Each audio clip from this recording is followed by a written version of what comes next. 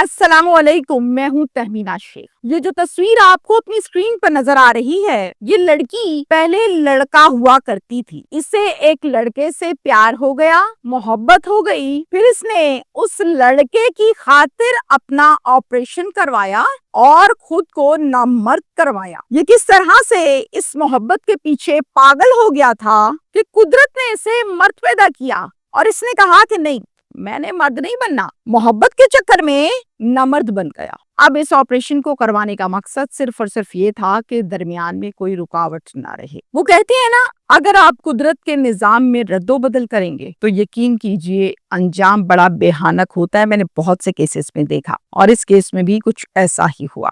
جس کے پیچھے اپنی جنس تبدیل کی، اپنا جینڈر چینج کر لیا، اسی عاشق نے گھنونی ترین حرکت، غلیظ ترین حرکت اس کے ساتھ کی، جس سے اس کو اپنی جان کے لالے پڑ گئے کہ بچوں گی یا نہیں بچوں گی۔ عاشق نے کیا گھنونی حرکت کی؟ وہ اس کی جان کیوں لینا چاہتا تھا؟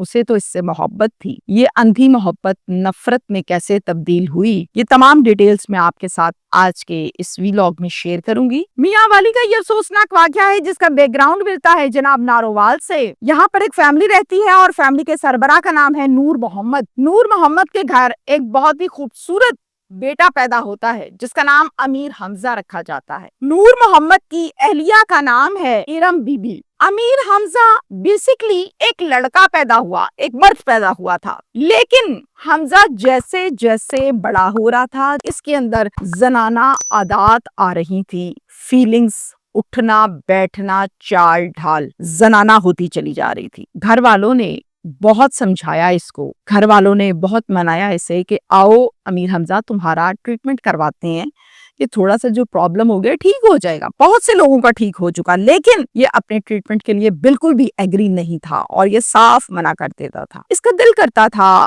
خواتین جیسے فنکی کلرز پہننے کو، جیولری پہننے کو، میک اپ کرنے کو، اس طرح سے چلتا پھرتا اٹھتا بیٹھتا اور باقاعدہ نزاکتوں کے ساتھ بات بھی کیا کرتا تھا۔ اس کا بہت دل چاہتا تھا ڈانس کرنے کو۔ عمومی طور پر ایسا خواجہ سرا میں پایا جاتا ہے۔ گھر والے اس کو تانے دیتے تھے، چونکہ گھر والوں کو محلے والے تانے دیتے تھے، رشتہ دار باتیں سناتے تھے، کبھی کوئی دوست آ جاتے تھے، کبھی کوئی گھر کے جو بڑے بزرگ ہیں وہ بہت تنقید کا نشانہ بناتے تھے کہ یہ کیا چیز پیدا ہو گئی ہے اس گھر میں۔ والدین یہ باتیں سن سن کر اتنا تنگ آ گئے کہ انہوں نے خود اپنی رضامندی سے اپنے ہاتھ سے اس کو گھر سے نکالا اور اسلام آباد بھجوا دیا۔ وہاں پر ایک مشہور گرو رہتی تھی جس کا نام ہے رانی۔ امیر حمزہ رانی کے پاس چلا گیا اور رانی کو بتایا سب کچھ کہ میرے اندر یہ چینجز ہیں اور میں اس طرح سے ہوں اور میرے گھر والوں نے میرے ساتھ یہ سلوک کیا۔ سب سے پہلے تو رانی نے کہا کوئی مسئلہ نہیں ہے، آج سے میں تمہاری گرو ہوں اور مجھے تم نے ہر چیز پوچھ کر بتا کر کرنی ہے، اور اب تم امیر حمزہ نہیں ہو بلکہ آج سے ابھی سے تم لاڈو رانی ہو۔ پھر اس کو لاڈو رانی کے نام سے پکارا جانے لگا اور اس کی سلام دعا اپنی کمیونٹی وہاں کے خواجہ سراؤں سے بننے لگی اور آہستہ آہستہ ایونٹس پہ جانے لگا۔ اب ڈانس، ایونٹس اور پارٹیز یہاں پر یہ معمول کے مطابق جاتا، پیسے کماتا، جتنی پرسنٹیج گرو کی ہوتی تھی وہ رکھتی تھی اور باقی یہ لے لیتی تھی۔ لاڈو رانی، نومبر کا مہینہ تھا اور سال تھا 2024۔ لاڈو رانی جاتی ہے ایک بہترین بڑی شادی کے ایونٹ پر جہاں پر اس کو اچھے پیسے ملتے ہیں، اور یہ ایونٹ ہوتا ہے میاں والی کا۔ اس ایونٹ میں ایک تماشائی، ایک چودھری جس کا نام ساجد ہے، جو اس کے اوپر سے نوٹوں کی دتیاں خوب وارتا ہے، پیسے پھینکتا ہے اس کے اوپر سے اور لگاتار پورے ایونٹ میں پھینکتا رہتا ہے۔ سب نوٹ کر رہے ہیں کہ اس کے اوپر ساجد تو بہت زیادہ نوٹ پھینک رہا ہے، لٹا رہا ہے۔ اس کے بعد اینڈ پر جب ایونٹ ختم ہوتا ہے تو ساجد خان یہ کہتا ہے کہ تم بہت اچھا ناچتی ہو، اپنا نمبر مجھے دے دو، میرے پاس بہت سے ایونٹس آتے رہتے ہیں۔ یہ اپنا نمبر نوٹ کروا دیتی ہے لاڈو رانی۔ اب لاڈو نمبر نوٹ کروا دیتی ہے، تم گھر پہنچو گی تو مجھے ذرا میسج کر دینا کہ میں پہنچ گئی ہوں، اور اسی طرح سے تسلسل کے ساتھ چیٹ کا سلسلے کا آغاز ہو گیا۔ Good morning, good afternoon, good night یہاں تک بات آئی اور پھر لمبی چوڑی گپیں مارنے لگے، دونوں ایک دوسرے سے پسند کرنے لگے۔ پھر پسند محبت میں تبدیل ہوئی اور محبت میں پھر ایسی تبدیل ہوئی کہ عشق کا بھوت سوار ہوا۔ اب اس حد تک کہ عشق میں سوار ہو چکے تھے کہ لاڈو جہاں جہاں جاتی ایونٹس کرنے کے لیے ساجد خان وہاں پیچھے پہنچ جاتا کہ یہ ناچے گی میں بیٹھ کے اس کو دیکھوں گا۔ اب یہ اسلام آباد، راولپنڈی، لاہور اور اس کے علاوہ فیصل آباد مختلف جگہوں پر جاتی ایونٹس کرنے، اور ساجد جو ہے وہ پہلے ہی پیچھے پہنچ جاتا اور وہاں پر بیٹھا ہوتا۔ اب جناب یہ جو محبت ہے، یہ جو عشق ہے، یہ آگ دونوں طرف برابر کی بھڑک رہی تھی۔ فروری کے مہینے میں 2025 میں ساجد خان یہ کہتا ہے لاڈو رانی کو کہ تم خواجہ سرا ہو، مجھے کوئی اعتراض نہیں ہے، مجھے تو بہت پسند ہو، لیکن تم ایک ہی میل ہو، اپنا آپریشن کروا لو، ہی میل سے شی میل بن جاؤ، مجھے اور اچھی لگو گی، اور پریشان نہیں ہونا، میں تمہارا خیال بھی رکھوں گا اور جتنا خرچہ آئے گا وہ سب میں کروں گا۔ اب لاڈو جو ہے اس کو بھی تو عشق ہو چکا تھا، لاڈو نے کہا ٹھیک ہے میں تمہاری بات مانوں گی، اور پھر اس نے خرچہ کیا اور اس نے آپریشن کروایا۔ اس کے بعد یہ ہی میل سے بن گئی شی میل۔ ڈاکٹرز کہتے ہیں اس آپریشن کے بعد لاڈو کو کہ آپ نے 9 مہینے بہت پرہیز کرنا ہے، آپ نے یہ چیزیں کھانی ہیں، اور آپ نے جنسی مراسم کسی کے ساتھ بھی قائم نہیں کرنا 9 مہینے تک۔ اگر آپ نے یہ کیا تو پھر آپ نے ہم سے کمپلین نہیں کرنی کہ آپ کا آپریشن خراب ہو گیا ہے۔ لاڈو کہتی ہے کہ ٹھیک ہے میں احتیاط کروں گی۔ اب یہ سارا معاملہ ہو گیا، ساجد چلا گیا واپس میاں والی۔ آپریشن کے بعد لاڈو واپس اسلام آباد آ جاتی ہے اپنے گرو کے پاس۔ 26 جولائی کے دن یہ کر رہی ہوتی ہے لاہور میں ایک بہت بڑے ایونٹ میں پرفارمنس۔ ساجد فون کرتا ہے لاڈو کو، اور لاڈو جو ہے وہ فون اٹھا لیتی ہے۔ اب ساجد کہتا ہے لاڈو میں نے تمہارے لیے ایک سرپرائز کیا ہے۔ لاڈو پوچھتی ہے کیا ہے؟ کہتا میں نے تمہارے لیے فون لیا ہے، اور وہ بھی کوئی نارمل فون نہیں لیا، آئی فون لیا ہے۔ لاڈو بڑی خوش ہوتی ہے اس بات پر، کہتا ہے ویسے بھی کافی دیر ہو گئی ملاقات کو، تم ایسا کرو اس ایونٹ سے فارغ ہو کے سیدھا میاں والی آ جاؤ، تھوڑا ٹائم سپینڈ کریں گے، موبائل لے لینا اور کھانا شانا کھائیں گے، پھر تم چلی جانا۔ لاڈو کہتی ہے کہ چلو ٹھیک ہے، میں ذرا اس کام سے فارغ ہو جاؤں، پھر کل آؤں گی آپ کے پاس۔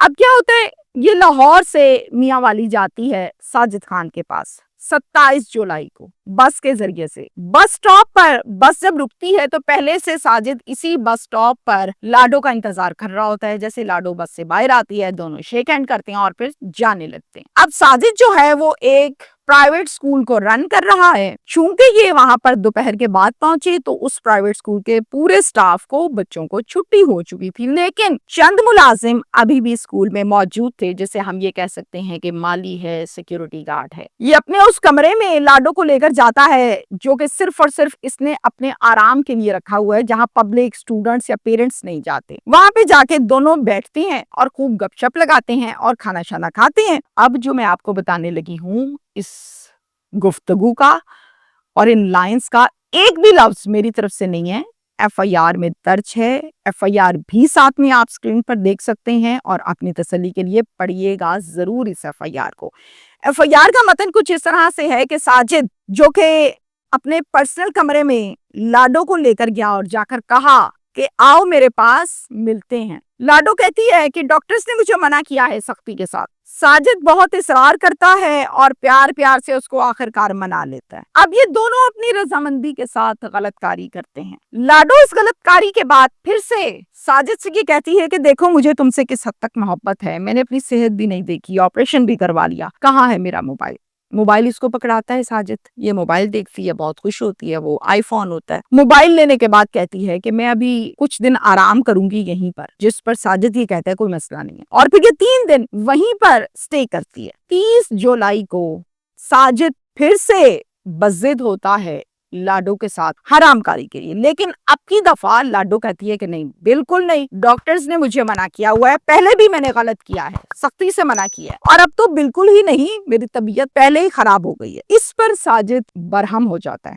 ساجد خوب نشے میں دھت ہے، وہ انکار لگاتار سننے کے بعد بضد ہی رہا، اوپر سے اس نے نشہ کیا ہوا ہے، اوپر سے لاڈو مان کوئی نہیں رہی، تو کیا کرتا ہے، اندر سے اپنی بندوق نکال کے لے آیا، ہوائی فائرنگ کی، لاڈو کے ساتھ زبردستی حرام کاری کی، اور پھر اس کے بعد لاڈو کی خوب پٹائی بھی لگائی۔ جب فائرنگ کی تو فائرنگ کی آواز سننے کے بعد اسکول کا جو باقی سٹاف کچھ وہاں موجود تھا وہ فوراً اندر کو بھاگے۔ جب کمرے میں آئے تو دیکھا کہ حال بے حال ہے۔ اسی موقع کا فائدہ اٹھاتے ہوئے لاڈو رانی وہاں سے بھاگ گئی اور سیدھا آ گئی پولیس اسٹیشن. اس پولیس اسٹیشن کا نام ہے موچ. یہاں پر آ کر پولیس کو ساری بات تفصیل سے بتائی اور پھر یہاں پر ایک مقدمہ درج کروایا جس کی مدعا یہ لاڈو رانی خود بنی. اب یہ سب کچھ جو میں نے آپ کو بتایا ہے یہ ایف آئی آر کا متن ہے. ونس اگین میں آپ کو کلیئر کر رہی ہوں اور آپ ایف آئی آر پڑھ سکتے ہیں, آپ کی اسکرین پر موجود ہے. یقین کیجئے اس ایف آئی آر میں جو الفاظ استعمال کیے گئے ہیں مجھ سے وہ الفاظ استعمال نہیں ہوئے, تو میں نے ڈھکے چھپے لفظوں میں آپ کو چیزیں کلیئر ضرور کی ہیں. جہاں پر میں آپ کو اس ایف آئی آر کے ملزم یعنی کہ ساجد خان کی بات بتاؤں تو ساجد خان جو ہے وہ ضمانت پر ہیں, اور جو شخص ضمانت پر ہوتا ہے اس کو پولیس گرفتار نہیں کر سکتی, قانون ہمارا یہ کہتا ہے. اب یہ معاملہ سارا یہاں کا ہے, یہاں تک ہے. لاڈو رانی سوشل میڈیا پر ایک ویڈیو جو ہے وہ ویڈیو بیان دیتی ہے اور اس میں کہتی ہے یہ جو ساجد خان ہے یہ بہت بڑا غنڈا ہے, یہ بہت بدماش ہے, اس نے بہت سارے آگے چھوٹے چھوٹے غنڈے رکھے ہوئے ہیں, یہ نشہ بہت زیادہ کرتا ہے, اس کو خواجہ سرا بہت پسند ہے, یہ غلط کاری بڑے گندے انداز میں کرتا ہے. نہ صرف مجھے استعمال کیا, مجھ سے پہلے بھی 2 خواجہ سرا ایسے تھے جن پر خوب نوٹ لگاتا تھا اور ان کو استعمال بھی کرتا تھا. اور یہ اس کی پرانی عادت ہے. اس کی اس پرانی اور گندی عادت کی وجہ سے اس کو اس کی بیوی چھوڑ کے چلے گئی ہے, اور اب بیوی کے جانے کے بعد تو یہ کھلم کھلا سر عام خواجہ سرا کے ساتھ یہ حرکتیں کرتا ہے. اس نے میرے ساتھ زبردستی حرام کاری کی ہے, یہ گندا آدمی ہے, یہ ظالم آدمی ہے, یہ نشئی ہے, یہ غنڈا ہے, یہ بدماش ہے. یہ جناب لاڈو رانی نے انصاف کی اپیل کی اور ساتھ میں یہ کچھ کہا. اب مجھے کیا بتائیے, انصاف کی اپیل کی ہے لاڈو نے, میں تو یہ نہیں کہوں گی کہ اس کو انصاف نہ ملے, میں کہوں گی اس کو انصاف ملنا چاہیے. لیکن انصاف ملنا کس چیز کا چاہیے, ذرا یہ تو ہم کلیئر کر لیں کہ پہلی دفعہ جو غلط کاری کی تھی وہ مرضی سے ہوئی تھی, okay I am agri.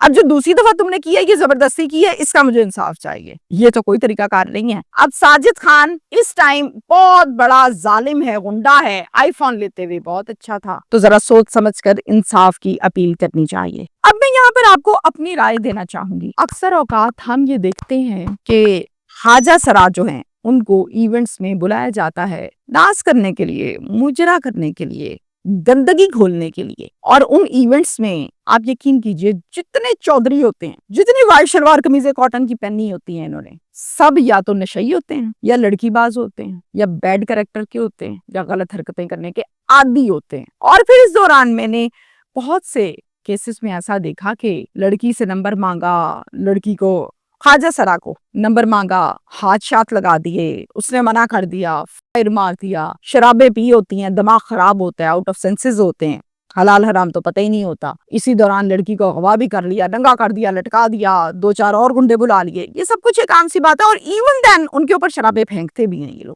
During events. تو جہاں ایسا ماحول ہو اور یہ کچھ ہو رہا ہو, پھر اس کے بعد آپ یہ امید کرتی ہیں کہ میرے ساتھ میری مرضی کے بغیر آپ نے کچھ نہیں کرنا, یا تو آپ ناچ ناچ کے لوگوں کو اپنی طرف راغب نہ کریں, اور اب راغب کر رہی ہیں تو پھر بھگتے ہیں, پھر ایف آئی آر کیسی, پھر مسئلہ کیسا, پھر انصاف کیسا. ہمیشہ یاد رکھیے گا, غلط ٹریک, غلط راستہ آسان اور خوبصورت ہوتا ہے, لیکن اینڈ بڑا گندا ہوتا ہے اس کا. وہ شارٹ کٹ ضرور ہوتا ہے, اس میں بہت سے لوگ آتے ہیں آپ کو پیسے دینے والے, پروٹوکول دینے والے, لیکن اس کا اینڈ بڑا ہی گندا ہوتا ہے, جیسے کہ ہم نے اس کیس کے دیکھا. اور یہاں تک میں نے تو دیکھا کہ خواجہ سرا کو مار مار کے الٹا لٹکا دیتے ہیں, بال کاٹ دیتے ہیں, جسم پہ جگہ جگہ نشان لگا دیتے ہیں, سریے گرم کر کر کے لگاتے ہیں, پتہ نہیں کیا کیا ظلم ہوتا ہے ان کے اوپر. تو پہلے آپ لوگ آدمیوں کو عادت ڈالتے ہیں, جب ان کی عادت خراب ہو جاتی ہے, پکی ہو جاتی ہے, پھر آپ کہتے نہیں آپ بنے, پھر وہ آپ کو مارتا ہے. تو نہ ایسی حرکتیں کریں, نہ یہ کچھ ہو. شکریہ.